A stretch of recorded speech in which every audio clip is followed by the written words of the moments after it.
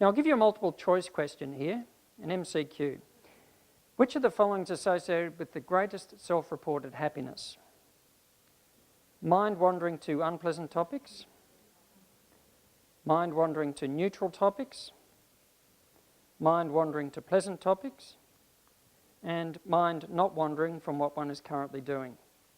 All right, so anybody for A, B, C, D? Okay, well, you know I'm talking a lot about mindfulness, so you've probably got a pretty good idea that the answer is going to be D. It is actually D. This was from a study they did at Harvard University, and they gave people iPhones, and the people were called at random times during the day. 3 questions. Right at this moment, rate your happiness from 1 to 100. Secondly, what were you physically doing at the time? And thirdly, where was your attention? Was your mind wandering to unpleasant, neutral or pleasant topics, or were you paying attention to what you were doing? And actually, people rated their happiness most, and I won't go into too much detail, but they were most happy, highest scores, when the mind was not wandering. This wasn't even people who were trained in mindfulness, this is just your average population. People were actually happiest when they were just in the moment with what they were doing. Even happier than when they were thinking about what wonderful thing they're going to do on the weekend, or what they did last weekend, or whatever mind wandering might be going on. As they concluded in this study, in conclusion, a human mind is a wandering mind. Can anybody attest to that? Has anybody here got a wandering mind? Put up your hand if you have. Now, there are some people who don't have their hand up at the moment. Now, I can only assume that you're the people who weren't even listening to what I was saying, and so you didn't respond to the question. So in conclusion, a human mind is a wandering mind, and a wandering mind is an unhappy mind. The ability to think about what is not happening is a cognitive achievement that comes at an emotional cost. I would also add the term, not just an unhappy mind, but a vulnerable mind. That is, when we're not paying attention, what is the mind doing? Remember we were talking before, when we're not paying attention, we're driving the car without attention. We don't drive it so safely. Do you ever find yourself having a conversation with somebody and you're not really listening to what they're saying? You're sort of just going, oh yeah, and all of a sudden you realise you're not hearing what they're saying. That is inattention. Or you're eating your food and you finish your dinner, but you hardly even tasted a mouthful of what you were eating while you were thinking about what you're going to do after dinner or what you're going to do on the weekend. Do you ever find yourself reading a book and your eyes are going over the page and you're not taking in a word of what you're reading? These are examples of unmindfulness. And it may be happening a lot more of the time than we realise. But unmindfulness may predispose us to not only wasting time, making more mistakes, not communicating so well, not tasting our food, not being in touch with our bodies and looking after it, etc. But also, what's the mind doing when we're not paying attention? And that's exactly the time when the mind tiptoes off to have a little bit of a worry, to have a little bit of a ruminate, to start chatting to ourselves, or getting into some negative conversation about ourselves. Has anybody here ever criticised yourself? Has anybody ever done that once or twice? And the mind tiptoes off to have a little bit of a chat and a bit of self-criticism. That's when the mind gets up to its mischief. And if we're not noticing what's going on, we're very vulnerable to the mind just doing that. Now, to be able to notice it and to unhook the attention from it, not to fight with the thoughts, but just to notice, oh, there the attention goes again, and unhook the attention and re-engage it with what we're doing, is in a sense what you could call attention training. You could call it mindfulness. You could call it learning to be present.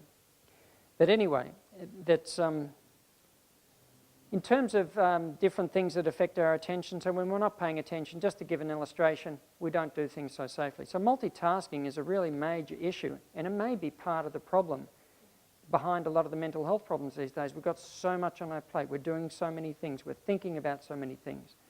And it has an effect on the way we function. This is that the likelihood of having a car accident is about 4 times higher within 5 minutes of using a mobile phone while driving. That's why it's illegal, not because somebody's a party pooper, but because we don't function so well when we're trying to do 2 things at once. We think we can, but we don't do it so well as we think we do. So what do? Well, we stick our head in a Xerox thought shredder. Has anybody got one of those? Very effective machine if you've got one. So if you don't have a Xerox thought shredder, then you need to learn something else. So William James, the father of modern psychology, here is writing in the 19th century. The faculty of voluntarily bringing back a wandering attention over and over again is the very root of judgment, character and will. No one is compos sui if he have it not. Compos sui means competent, effective, sane, basically. We have this tendency to be inattentive, and so it's a very important skill. And at the birth of what we call modern psychology, because William James is basically the father of modern psychology, there was a recognition of how important attention was, but the skills in training attention weren't widely used, certainly not in the Western world at that time. So learning to pay attention is very important. As Albert Einstein said, any man who can drive safely while kissing a pretty girl is simply not giving the kiss the attention it deserves. So we need to know what's worth giving our attention to, and to be able to choose to do that, and therefore to unhook our attention from what really doesn't need our attention.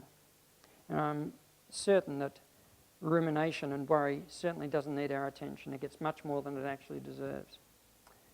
So two main modes of attention. One is attention focused. So to use a metaphor like light, the attention's focused on a particular point. We could call that concentration. So when you're doing a task, we need focused attention on that task. If you're wanting to do it with attention, that needs our attention's focused on that. And we're not interested in everything else. It's not like we're trying to block out everything else, but we're just not interested in anything else because this is the most important thing at the moment. The other main mode of attention is just when the attention's wide and open and on no particular thing. So we could be sitting back at the end of having completed a job, take a deep breath in, and then our attention focuses on the next thing that we need to pay attention to. So that the attention switches from various modes. So mindfulness is a mental discipline that involves training attention. That's perhaps a technical way of putting it. It's not a method of distracting ourselves. Sometimes people say, isn't mindfulness about distracting yourself from your worries? It's not about distraction. It's about engagement. And hence people function better but feel better as well. The anxious, stressed or depressed state of mind is the distracted state of mind. That's the exact problem. That's the issue. In fact, we may come to understand depression, for example, in quite a different way as a form of distraction. That is, a lot of the symptoms associated with depression, like the anhedonia, the lack of enjoyment in life, may be because there's not as much attention on tasting the food, on being where we are, of being in the experience. We're sort of kind of half there while we're kind of half somewhere else.